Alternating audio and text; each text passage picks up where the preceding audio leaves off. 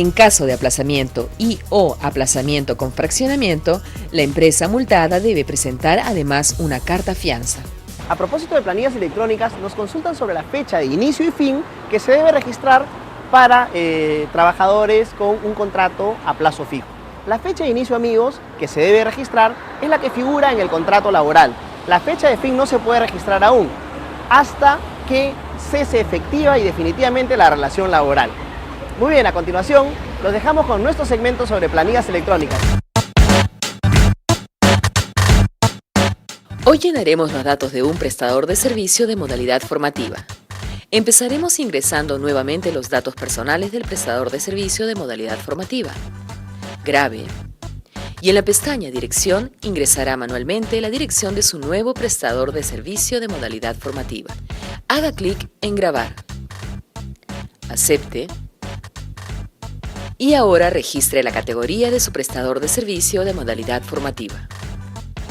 Luego, haga clic en el botón Modificar para ingresar los datos principales de la categoría y los períodos. Ingrese los datos principales de la categoría: tipo de trabajador, nivel educativo, ocupación. Ingrese a la pestaña de períodos. Haga clic en el botón Nuevo. Ingrese el tipo de la modalidad formativa y la fecha de inicio. Haga clic en Aceptar para que la información se grabe satisfactoriamente.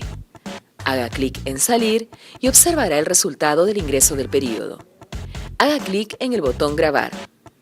En la ventana de datos principales también grabe para que la información del trabajador se registre satisfactoriamente. En la ventana de categorías, grabe y acepte.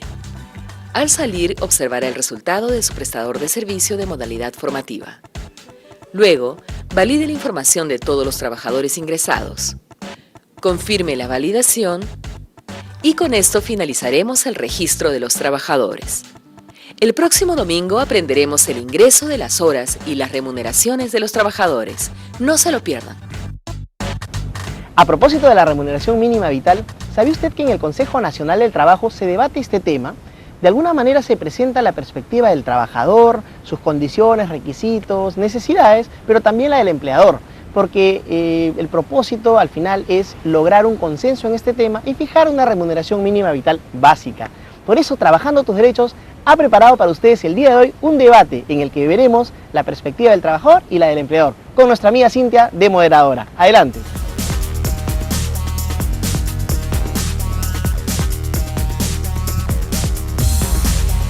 Muchas gracias por estar con nosotros y creo que vamos a conversar de un tema muy importante para toda la escena laboral, como es la remuneración mínima y la forma de establecer el reajuste de la remuneración mínima. Es un tema tan mencionado últimamente, ¿no? Desde el punto de vista del trabajador. Mire, la remuneración mínima es una institución legal, existe como obligación del empleador desde el año 1962 y más recientemente, en los años 80, se estableció la competencia del Ministerio de Trabajo para que consultivamente con el Consejo Nacional del Trabajo pudiera concertar la fijación del salario mínimo en el país. Hemos dictaminado un estudio en el cual hemos establecido la fórmula de reajuste anual de este salario sobre la base de la tasa de productividad multifactorial sumado a la tasa de inflación subyacente. ¿Qué opinan los empresarios, los empleadores sobre lo que menciona la parte trabajadora? Sí, hay dos elementos creo que deberíamos mencionar. El primero, justamente cuando hemos determinado esta fórmula que nos va a permitir justamente predecir con objetividad el salario mínimo en adelante,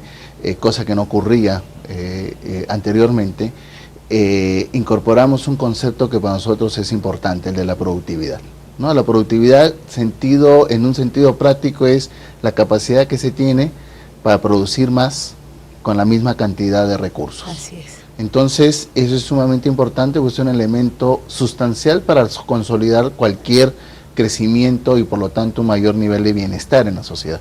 Entonces, en ese aspecto es una base importante, se plantearon un conjunto de medidas que impulsaran la productividad.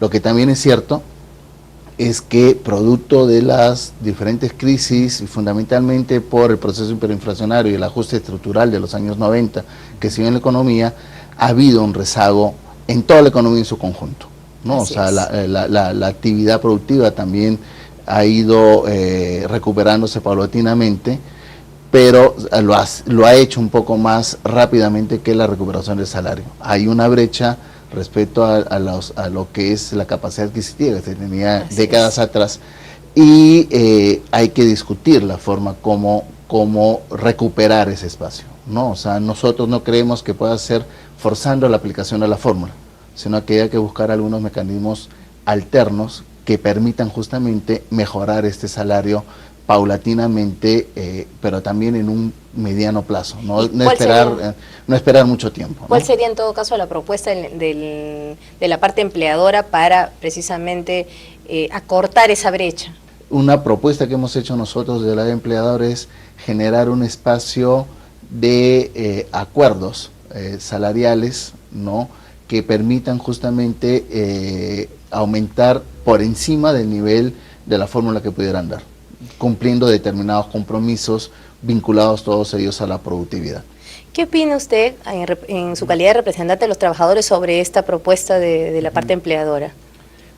La canasta básica de alguna manera nos permite tener una idea de las necesidades en términos de gasto en salud, educación y alimentación y transporte, ¿no?, de una familia que cuenta con un ingreso mínimo para poder solventarlo. Entonces, hemos planteado de que la remuneración mínima debería aproximarse al valor de esta canasta, que se reajusta anualmente, en lo posible, en el plazo de 4 años, a equipararla a través de reajustes adicionales y anuales al que otorga la fórmula. Entonces, ese es el tema en el cual justamente estamos en plena discusión en el Consejo Nacional para ver el mecanismo más adecuado. Usted habla de 4 años. Sí. ¿Y usted qué opina respecto sobre los 4 años? Que sostienen ellos que sería el plazo para nivelar, digamos, Si es que nosotros aplicamos el concepto que habíamos aplicado originalmente y de la canasta de consumo, sí se cubriría, inclusive podría haber un crecimiento por encima.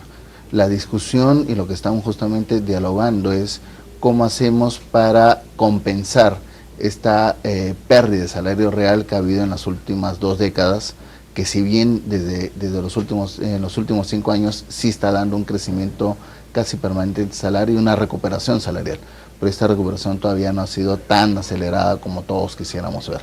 ¿Y qué opina usted al respecto?